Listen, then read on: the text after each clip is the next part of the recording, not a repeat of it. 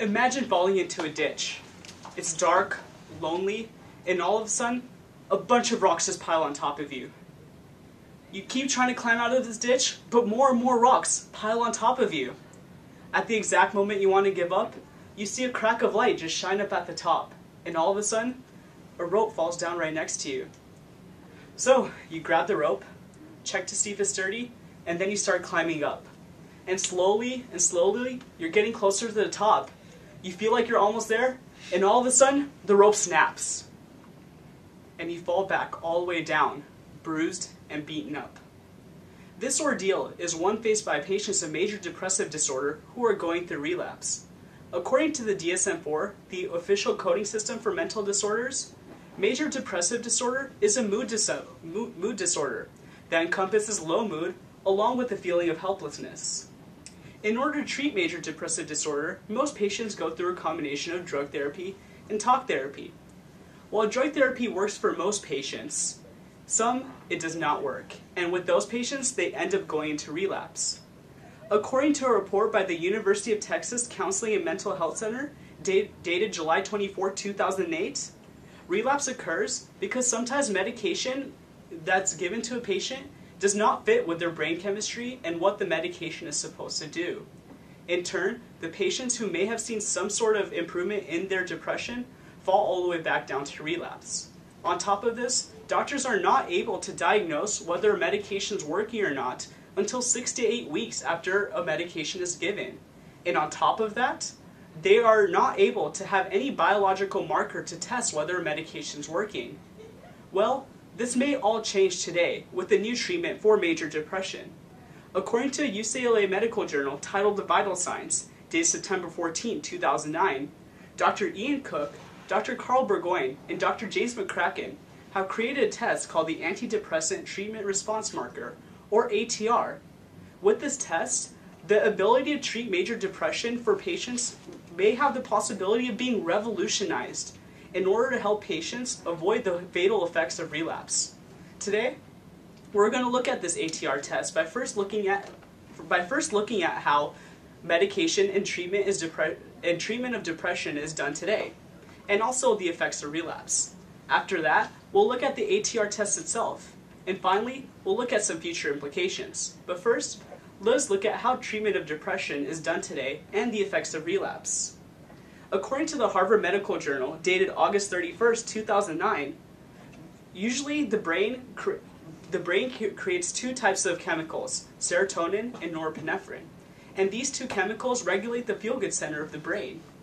While the brain usually makes these chemicals normally in normal patients or in normal people, patients with major depression are not able to create either of these chemicals or actually absorb these chemicals for use. In turn, that's how they fall into depression. According to the UCLA School of Medicine, dated September 10, 2009, on top of this, in order to treat it, medication is then given to the patients. And the medication usually does two things.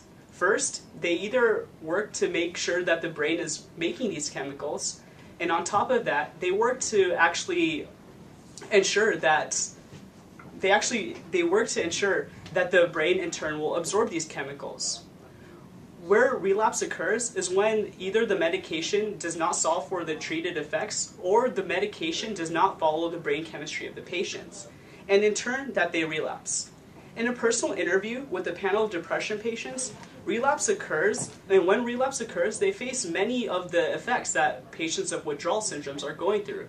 So there's constant throwing up, a feeling of soreness throughout the whole body, and many times with patients already feeling depression of hopelessness and helplessness, this is the one thing that sets them over the top and will end their treatment of depression through fatal effects.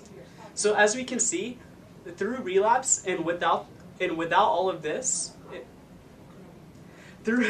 because of relapse, treatment for depression can be a very, very, very, very painful process. And in turn, many times it just ends why patients get that feeling of why do they even want to do this.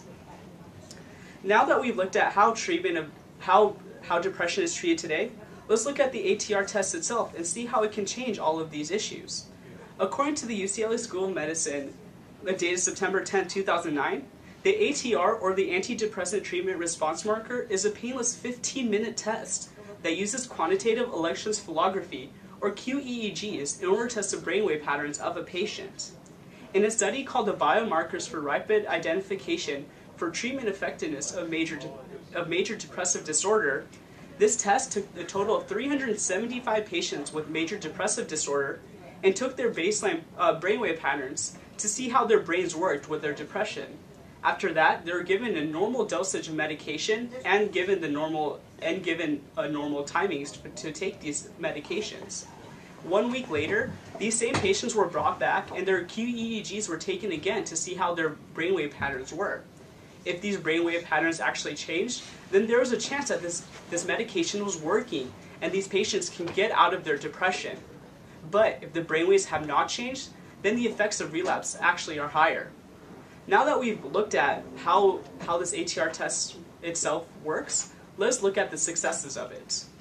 All in all, the success rate of this test was an outstanding 74%.